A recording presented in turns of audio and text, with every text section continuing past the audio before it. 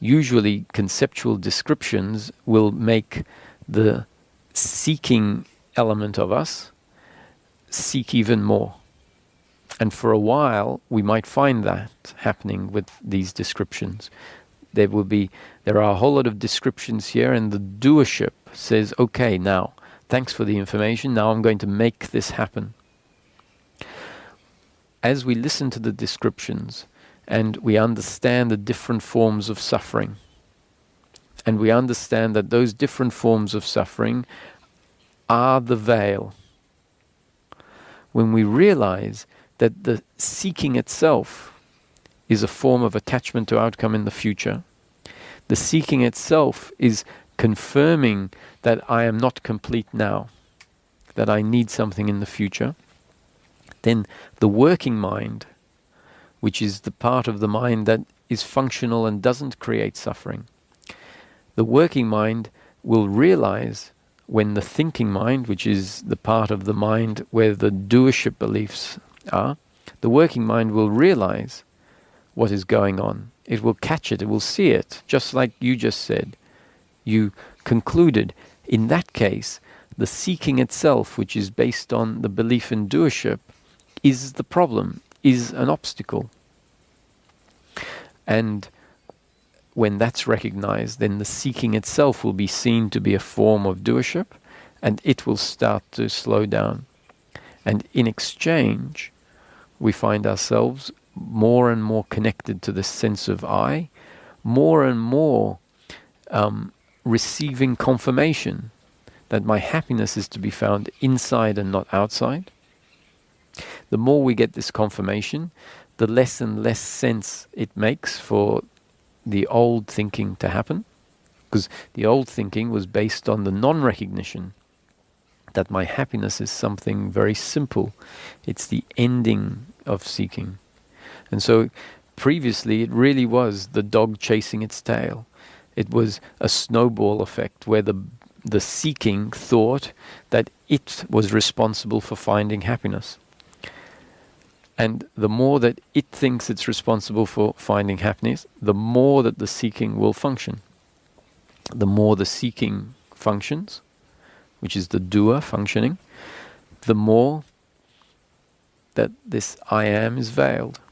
And so it's slowly, as we're exposed to the concepts more and more, and as awareness and the intellect starts to hear what the concepts are saying, see for ourselves and feel when suffering is arising. And suffering is, as we start to look at it, as we start to look at our unhappiness, we'll realize that all of these forms of suffering are an uncomfortableness with oneself. And so as we become more and more familiar with the terrain, we sort of then understand what the problem is. And so becoming familiar with the terrain ultimately means being completely willing to just stop. Because familiar with the terrain means that we recognize that not stopping is more suffering.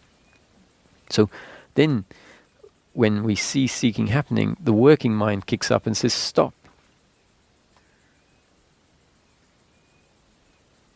The stop of the working mind that has become really expert at seeing everything clearly, the stop is like a bookend to the thinking mind.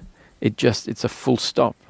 So it's not a thought that arises that says, you really should stop. This is just more suffering. That's probably more suffering. More of the doer trying to... The stop of the working mind is a recognition of what suffering is, seeing it, seeing that it's the thinking mind trying to find an answer, and it says stop. Like, stop.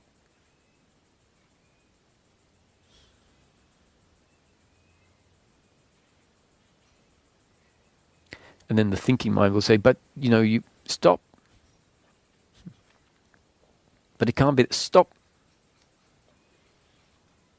But stop.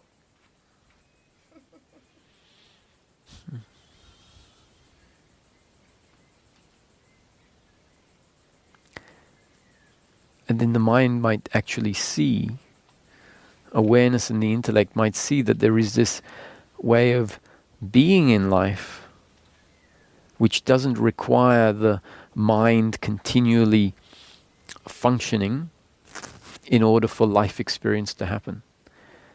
The mind has been working obsessively trying to get something for its whole life, and it doesn't realize that there is a stop.